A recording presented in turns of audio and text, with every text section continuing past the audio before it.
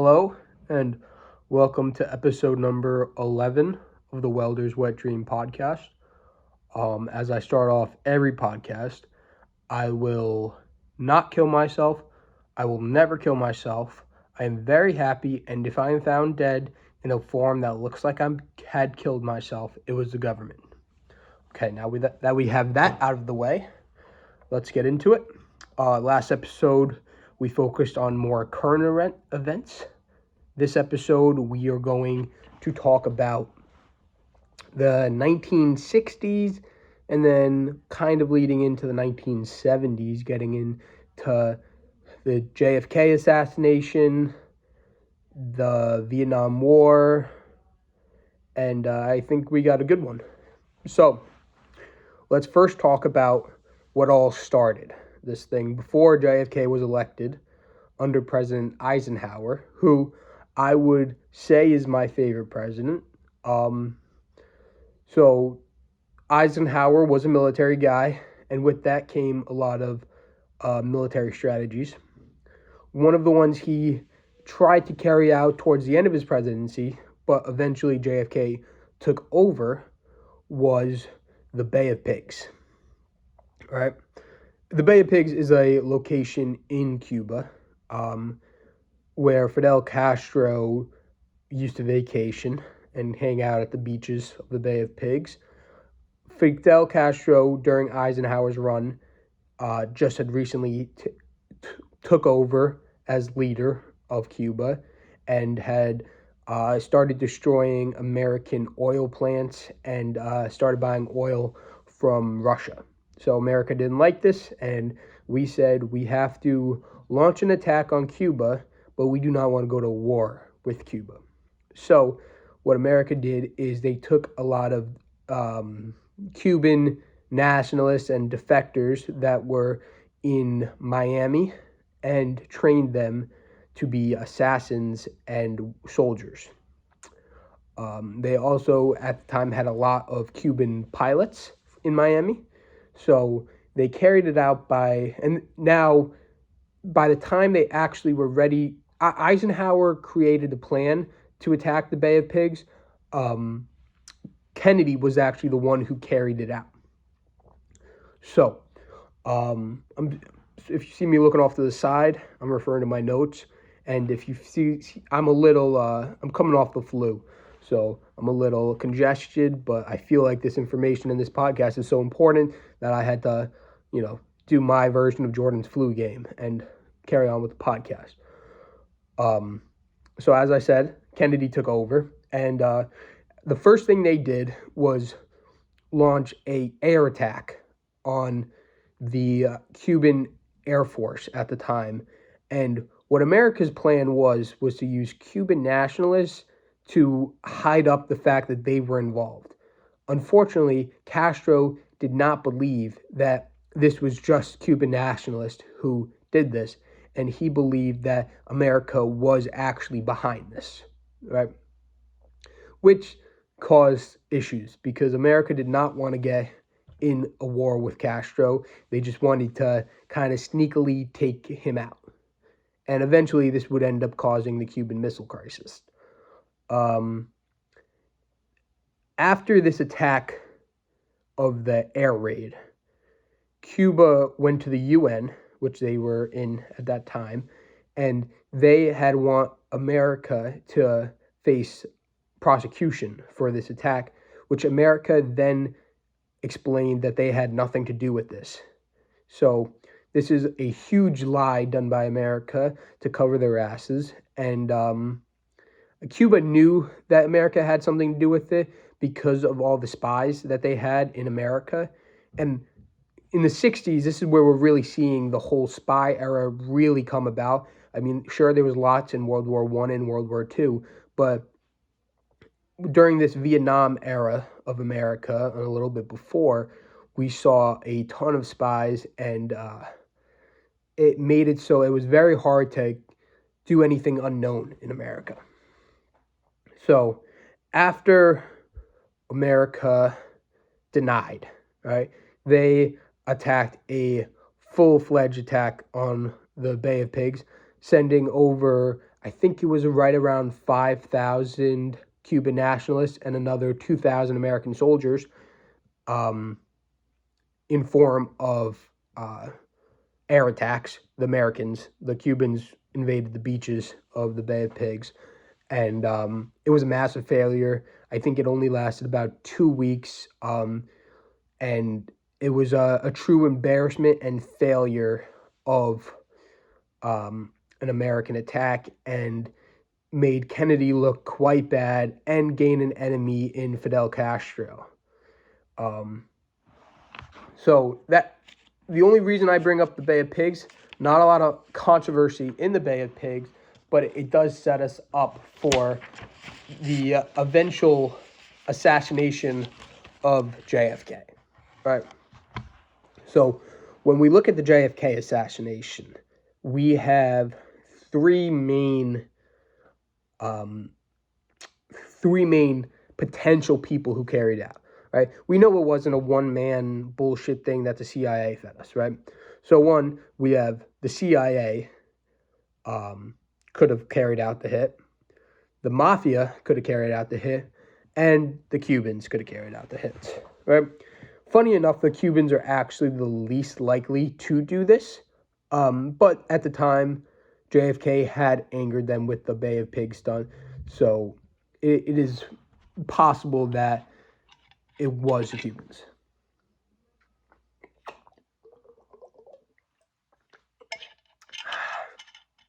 All right.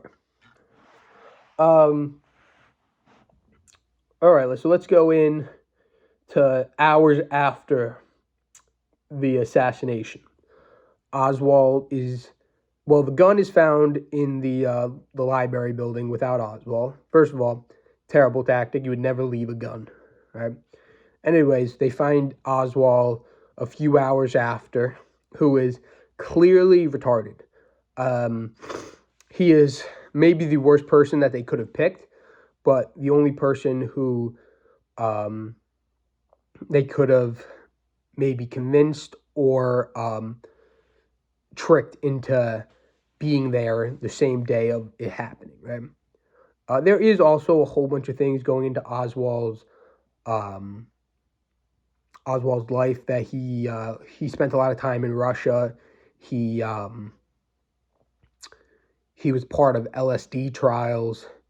Very Unabomber-esque um, origin story where his mind was fucked with, and by the time he was at Dallas for this assassination attempt, he was in a full retarded state. Right. Um, Also, the government claimed it was one shooter, three shots, with a bolt action rifle.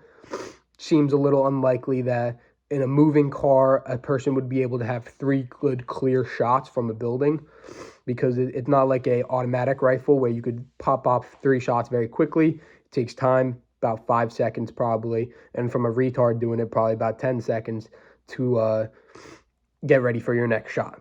Also, there was no history in Oswald being good with firearms, and there is a very rare chance that he would be able to hit a moving target. It was not an easy shot. It was a very complicated shot, and for him to pull off that would be next to remarkable.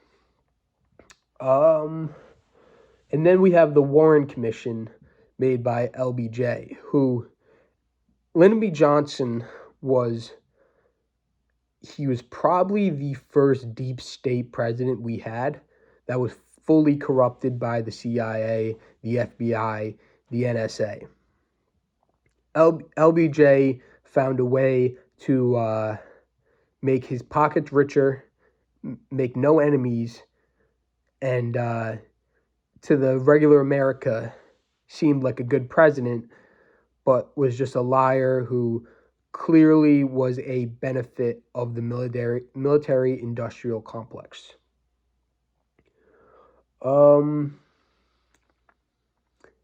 Let's see. Oh, so the Warren Commission were the ones who were responsible um, for reporting and investigating the JFK assassination.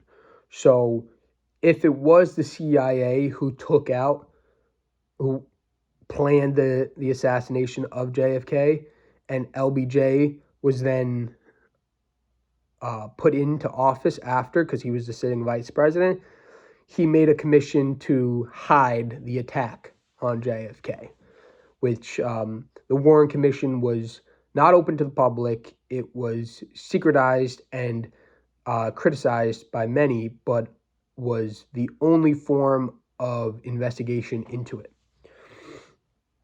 So that would be the route of the CIA into the attack of Kennedy.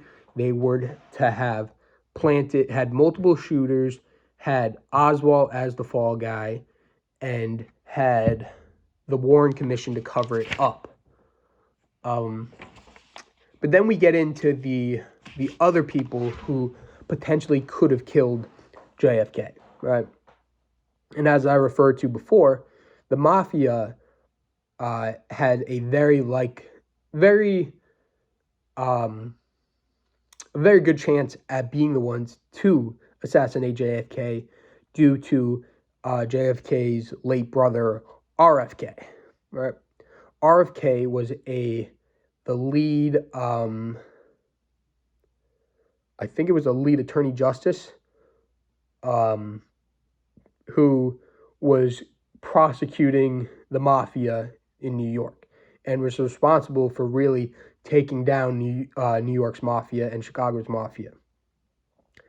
And as we know, the mafia is more than capable of carrying out hits, and they also have been known for, if you wrong the mafia, they don't want to necessarily just hurt you, but they want to hurt your family.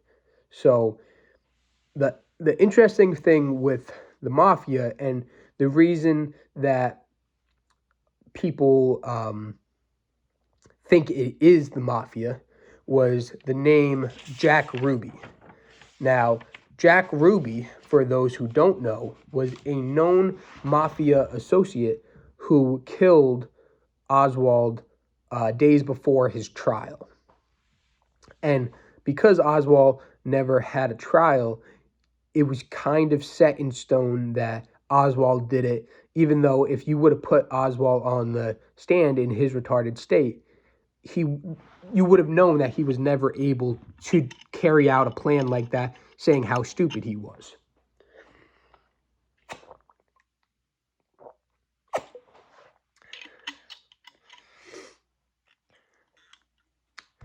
So, now that we've talked about the mafia and the CIA, this could have also been Fidel Castro's retaliation of the Bay of Pigs. I would say that's probably the most unlikely, just because I don't think Fidel Castro was as capable as he may have appeared as, and I don't think he would have been able to carry out an assassination and cover it up the way that either the CIA or the mafia did. But on the other hand, what we can't rule out is one of these three. Well, I would like to say four, because I would also include Russia in this, because this is, Cold War, space race. Russia is not big fans of America. But we could take any four of these guys and put them together. Most likely, it would be the CIA and the mafia working together, and Cuba and Russia working together, right? So now that we know a little bit more of JFK's assassination, the biggest effect of the JFK assassination was sending troops to Vietnam after the Gulf of Tonkin incident. Now, the Gulf of Tonkin incident is a fascinating event for me, because the Gulf of Tonkin is not spoken the same way as a Pearl Harbor or a 9/11, but it was, at the time, appeared to be just as significant to those. So the Gulf of Tonkin was so the Gulf of Tonkin is a body of water that America kind of thought as um, nobody's land. It was just a body of water, but the North Vikongs thought of as their land, right? So uh, at one point, the Americans had two warships doing surveillance of the Gulf of Tonkin, and sorry, I took an edible before this. I'm losing my train of thought.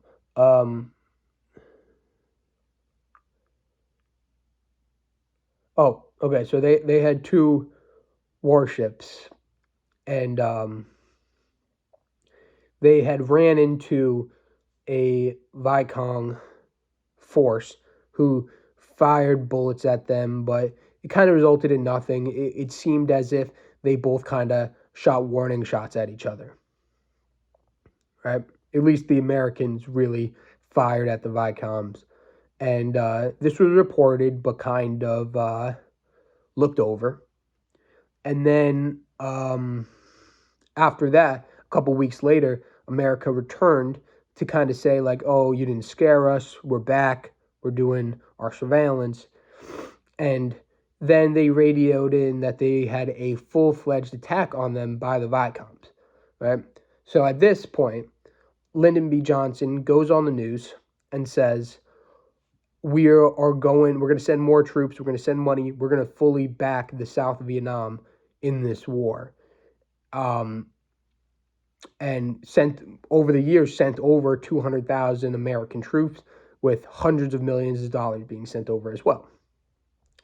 The unfortunate part of this was that days after that report, the commander of the warship called back and said that it was a false flag due to bad radar and bad weather in the area, and that there was more than likely not an attack. So this report was sent to Secretary of Defense Robert McNamara. So this is where we get into the conspiracy, right? Stated by LBJ, he never knew about this. But,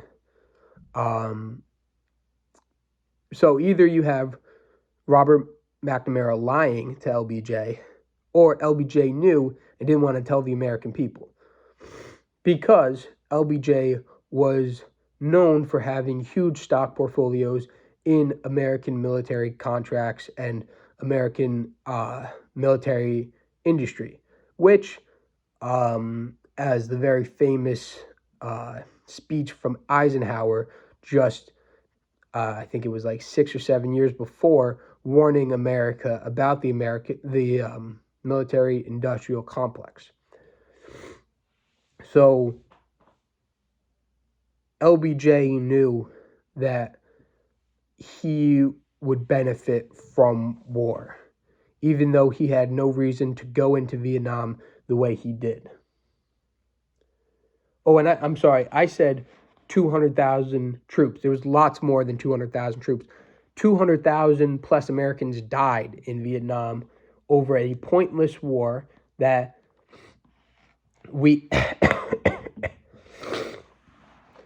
that we had no reason to be in. So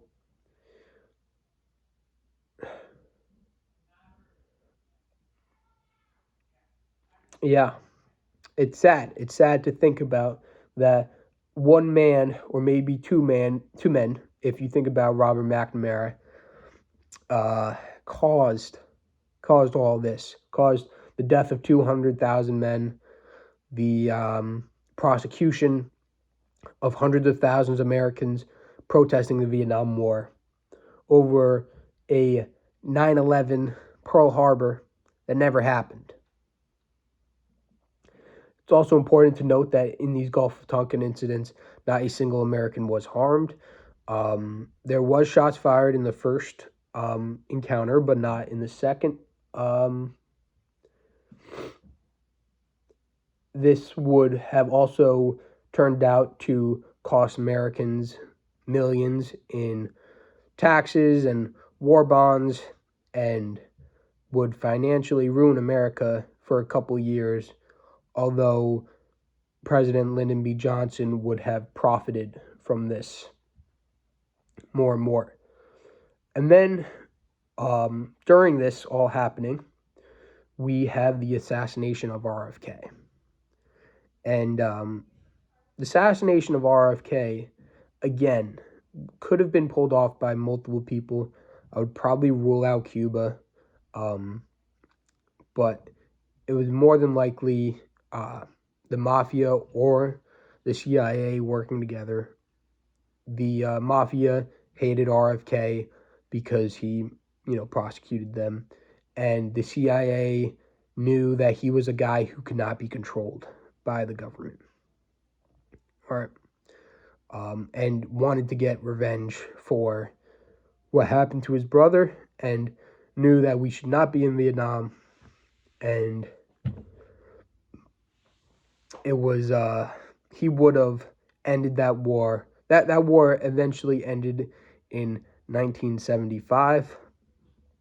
And we saw the death of many people who did not deserve to die and had no reason to be there.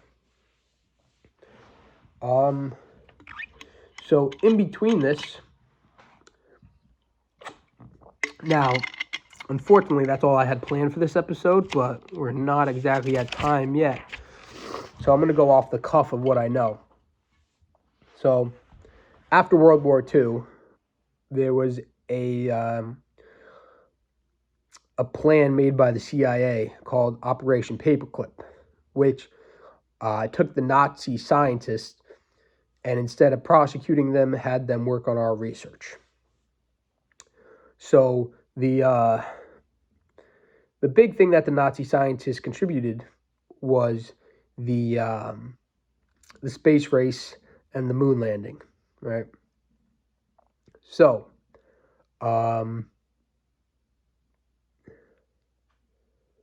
space race, us against the Soviet Union. It was under Kennedy, and then I think eventually followed by Lyndon B. Johnson.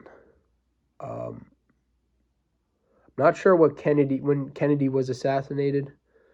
I think it was 1968. No, it must have been late 1960s, because we landed on the moon in 1969, and I'm pretty sure that JFK was alive for that. Supposedly landed on the moon. That's a whole nother thing of that being not possible at the time. There's probably zero chance that we actually could have pulled off a moon landing, but it made sense to fake it. Just wasn't really possible at the time to pass the thermal layer in the atmosphere. Unless they launched from Antarctica, which they didn't, the spaceship would burn leaving the atmosphere. So unfortunately, this is not a great episode. I understand that. I should have planned more. Trying to think of stuff to do. I would like to do an actual space race moon landing episode with more information. I guess what we could do is talk about a little bit more current events. We have had Trump recently come out in the news and say that we should ship the people of Palestine to somewhere else and to claim it and make it into a vacation spot. Not a bad idea. That's the thing with Trump, is a lot of good ideas, just unfortunately no great way to execute these ideas. Also, I don't know if Israel would absolutely buy this idea, because Israel wants that land too. But I think Israel would be all about a Four Seasons, pretty close to them. So, I mean, the whole thing is, where do we put them? Put Palestine and Hamas? I say just give them to Iraq Iran. They're pretty much ran by Iran anyways, so they might as well be there. And then we could just nuke them all and be done with that. But that's just my opinion.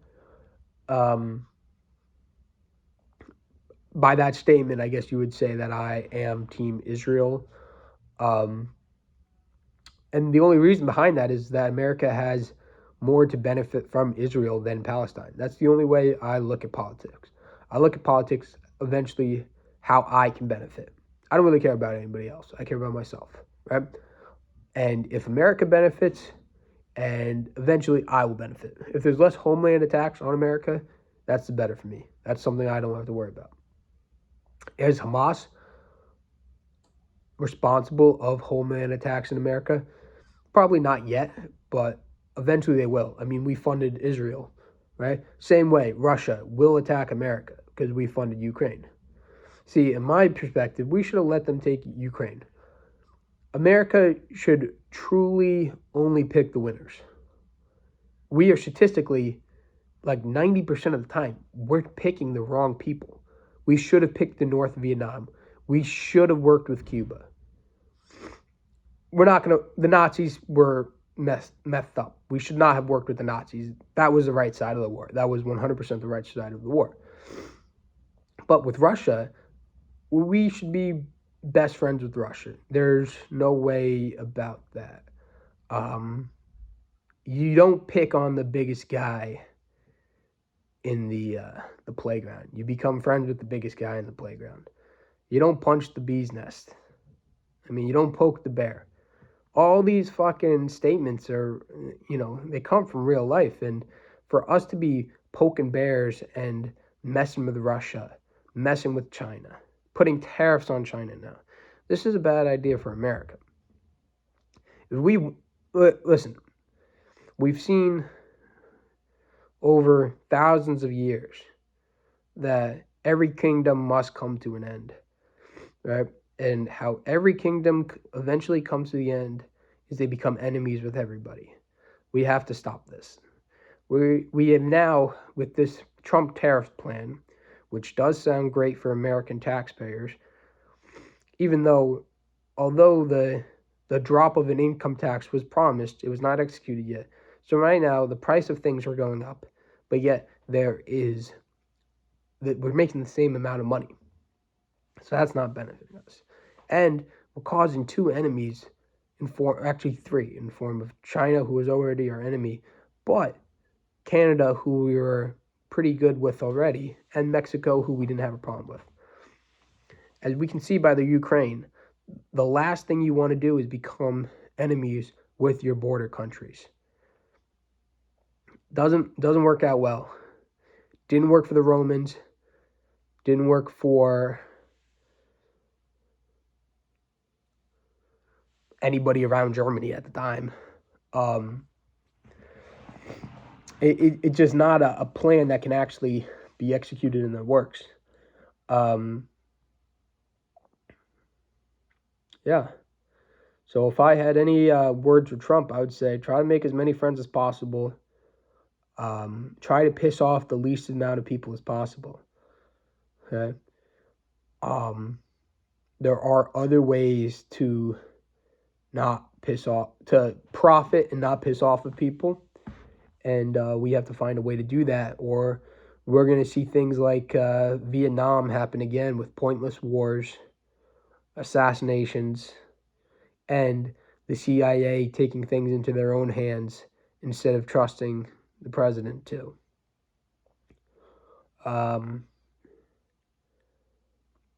As of Trump's first couple weeks in office, I would say I'm impressed with his eagerness and unimpressed with his execution. And